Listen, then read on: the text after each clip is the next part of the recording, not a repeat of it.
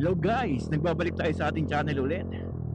Today's video naman, re-reviewin natin ulit ang ating KRB after 1 year of ownership. Dahil 1 year na siya ng December. Then naka sa 5,000 odo natin. So unang-una, siyempre kay KRB may kakaiba sa kanya. Yung panggilid niya nasa kanan. Sabi nga nila, kaya nilagay yan, kaya kakaiba yung parts ni KRB.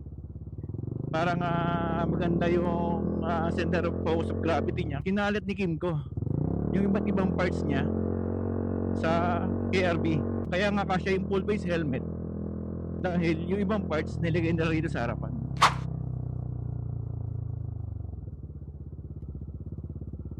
Siyempre yung stopping power nito napakalakas. Dahil sa kanyang dalawang disc brake na malaki, no, harap likod yan. Yan, no, nakita natin dalawang baso dito sa harapan. Tsaka marami ng beses na niligtas ako ng ABS system na to. Sa mga suddenly brake, hindi ako nadisgrasya o natumba dahil sa kanyang ABS.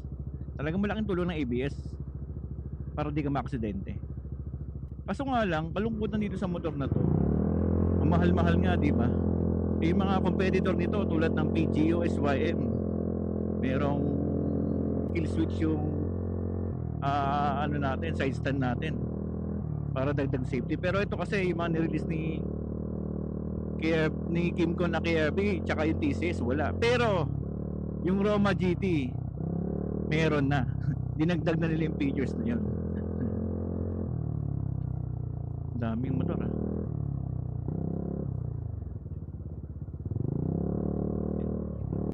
At saka napansin ko dito sa motor na to, meron kasi ako kakaibang naririnig na tunog. Tunog ng plastic pag tinatama ng hangin. Pero di ko alam kung saan nanggagaling. Marami na akong ginawa dito, pero di pa rin mawala-wala. Naririnig ko siya pag lalo na pag di ako naka full face helmet. Kasi may nabasa rin akong ganun na KRB user rin sa Pilipinas. Di ko na makita yung comment na yun, no? Yun, habang nagbabasa ako ng mga KRB review na mayroong nga sila naririnig na kakaibang tunog plastic ba yun, kaya ganun. Siyempre yung KRB napakabilis mag 100, easy 100 nga sabi nila. At saka yung review naman nito sa Pilipinas is maganda, kaso nga lang talagang napakamahal. Kaya ang talagang nakakabili lang yung may mga malalalim ang bulsa pag scooter ang bibilin mo. Pero dito guys, yung presyo ng KRB compare sa ADB Honda, mas mataas ang ADB, 170, around 170,000. Itong KRB natin nasa 120,000 lang to. So may 50,000 difference. Dollars yun, Taiwan dollars yun. Then wala naman din ako makita mga accessory masyado. Meron na pero napaka matumal. So baliktad, diba? Sabi niyo sa Pilipinas kaya di bumili ng KRB dahil nga walang spare, no? Walang pyesa. Dito kasi Kimco product to, kaya maraming pyesa kasi locally made. Marami natin magsisimba ngayon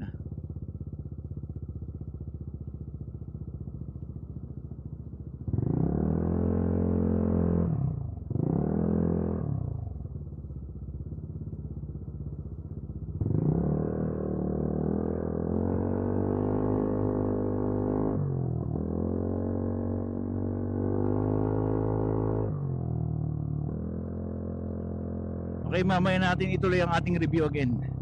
Magbabalik ulit tayo.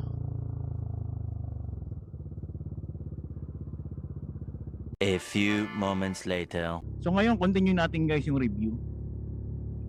Ngayon, itong KRB mo to, siya yung pinakamabigat among versions ng KRB. Dahil nga siguro chain version. At saka siguro talagang given na sa kanyang bigat ng KRB kasi nga nasa 180cc siya Compare natin sa price nito guys, na wala siyang auto stop. Yung mga kalaban nito sa market, dahil ng SYM tsaka PGO, yung mga flagship nila sa scooter nila, may mga auto stop o idle stop.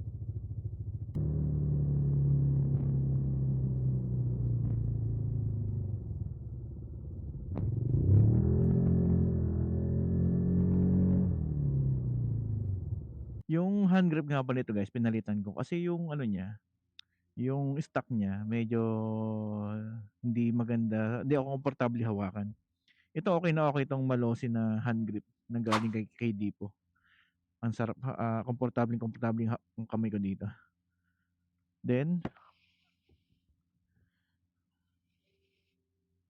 itong mga pintura niya rito, nababakbak, no? Yung pintura dito nababakbak. Nung nilagyan ko ng mounting dito para sa Insta ko dati, nabakbak siya. Yan, oh. So, although meron namang aftermarket din nito. So, kung meron kayong mounting, ano kayo,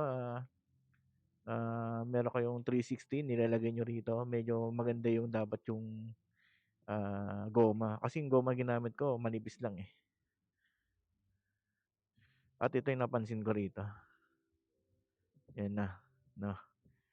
Itong pairings na to, hindi na siya naglalak. Sa isang kasama ko, meron din siyang ganitong issue. Then nakita ko rin sa Facebook ng KRB Club dito sa Taiwan, meron din mga ganitong issue. So hindi na siya na-relax. Siguro nabudbud na no in the long run dahil nga siguro sa vibration. Ganyan. Pero kung wala kang ganitong issue, good. Pero sa akin ganito, may issue na akong ganito. Ang hindi ko na nagustuhan talaga no. Wala tayong kill switch dito. So magandang balita dahil sa Roma GT meron ng ganitong features. So dapat dinagdag meron ng ganitong features sa ganitong motor kasi napakamahal nito, di ba? So far wala naman ako ibang issue sa motor na to. Goods na goods pa rin sa akin to. Pero ito hanapan ko ng paraan kung paano ko o baka bumili na akong bago o pa-check ko sa Kim ko. Okay? So ganito na lang guys. Salamat sa panonood. Kakarwash ko to ngayon. Adios.